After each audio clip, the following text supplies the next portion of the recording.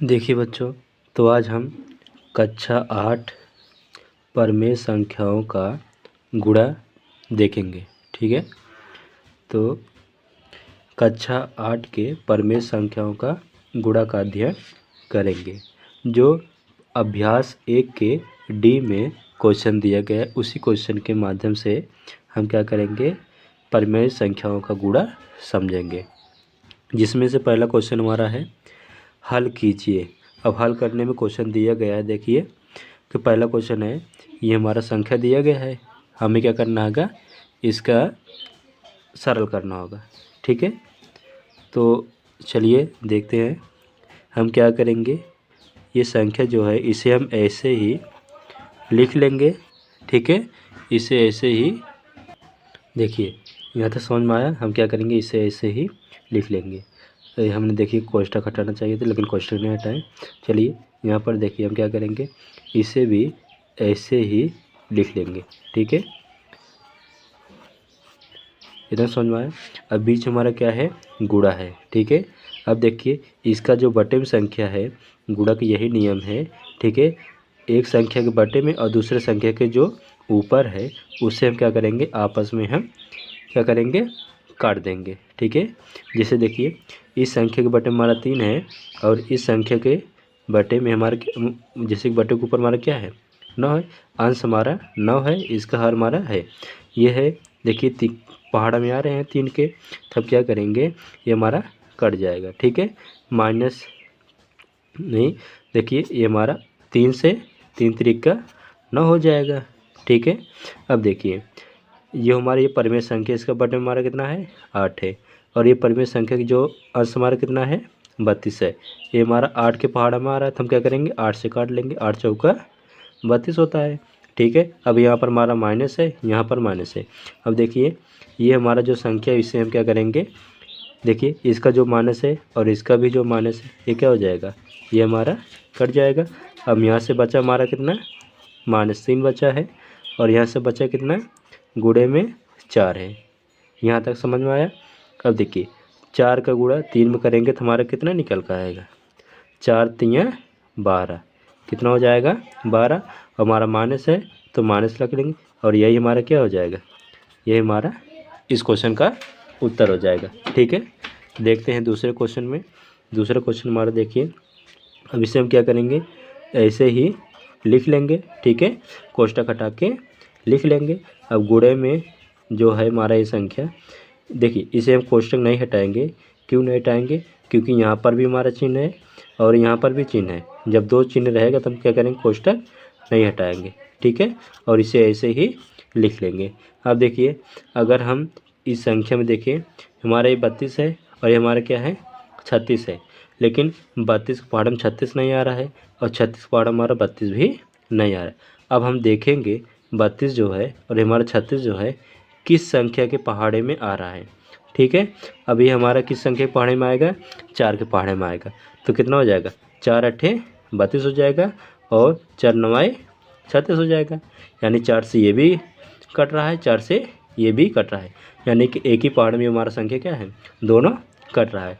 अब देखिए इसे हम लिखेंगे -8, और यहाँ पर हो जाएगा कितना, गुणे में -7 बटे के 9 हो जाएगा। ठीक है, अब क्या करेंगे, सीधे सीधे गुणा कर लेंगे। इसके बटे हमारा कुछ नहीं तो 1 रहेगा। ठीक है, तो माइनस का गुणा जब माइनस करेंगे तो हमारा कितना आएगा, तो माइनस यानी कि हमारा हो जाएगा प्लस में, और 7 का गुणा 8 में करेंगे तो कितना आएगा, 7 अट्ठे 56 हो जाएगा। समझ में नहीं बा। अब देखिए बटे हमारा क्या है, 9 है, और 9 गुणा 1 में करेंगे हमारा कितना आएगा, 9 ही आएगा। अब यही हमारा हो जाएगा, इस क्वेश्चन का उत्तर हो जाएगा। ठीक, अब चलते हैं दूसरे क्वेश्चन की तरफ। यानी कि पहले क्वेश्चन में हमारा 2 ही क्वेश्चन था, हमने इसे आसानी से सोल्व कर लिए। अब दूसरे क्वेश्चन को हल करेंगे। ठीक है, देखिए दूसरा क्वेश्चन क्या कह रहा है कि गुणा कीजिए। यानी कि 2 क्वेश्चन दिया गया है, सवाल दिया गया है। अब इसको हमें क्या करना होगा, गुणा करना होगा।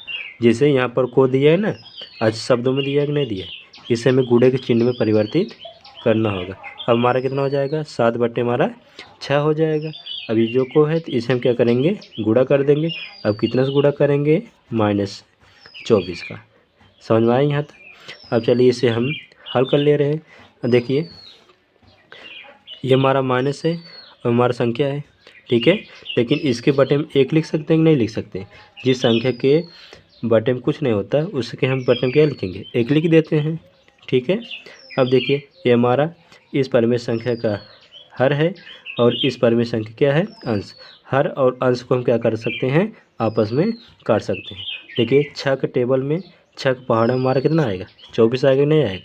6 1 के 6 हो जाएगा, 6 चौका 24 हो जाएगा। अब जो देखिए ये हमारा 7 और ये हमारा 4, इससे हम क्या करेंगे? ऐसे ही लिख लेंगे और गुणे में हमारा हो जाएगा -4 बटे में 1 हो जाएगा, ठीक। समझ में आया? अब देखिए 4 का गुणा 7 में करेंगे हमारा कितना आ जाएगा? 7 चौका 28 हो जाएगा और माइनस है तो माइनस लिख लेंगे, ठीक। अब 1 गुणा जब 1 में करेंगे तो हमारा कितना आएगा? 1 आएगा। यहाँ तक समझ में आया? अब देखिए ये हमने माइनस लिखा था, ठीक है, बराबर में -28/1 है। अब 1 हटा लेंगे तो हमारा कितना आएगा? -28 आएगा और ये हमारा क्या है? इस क्वेश्चन का उत्तर है। समझ में नहीं बात? चलते हैं दूसरे क्वेश्चन पर, ठीक।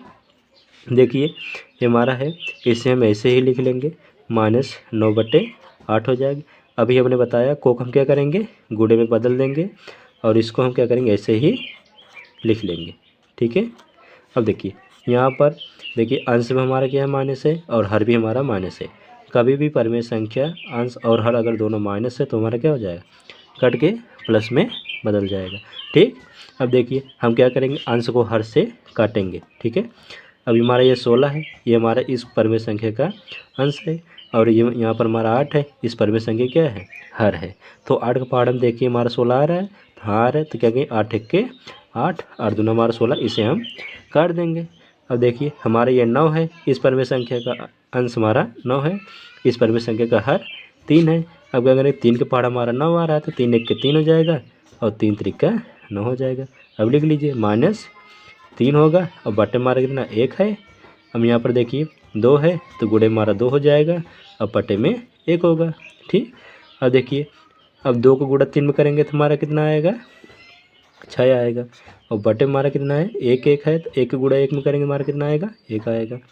और बराबर में देखिए अब जिस संख्या के नीचे 1 होता है, 1 से 1 में भाग करेंगे, 1 से किसी संख्या में भाग करेंगे तो हमारा वही मान आता है, हमारा कितना हो जाएगा? 6 हो जाएगा और यही हमारा क्या हो जाएगा? इस क्वेश्चन का आंसर हो जाएगा, उत्तर हो जाएगा, ठीक है बच्चों। तो प्रश्नावली अभ्यास 1D में 4 ही क्वेश्चन था जिसे हमने क्या किया?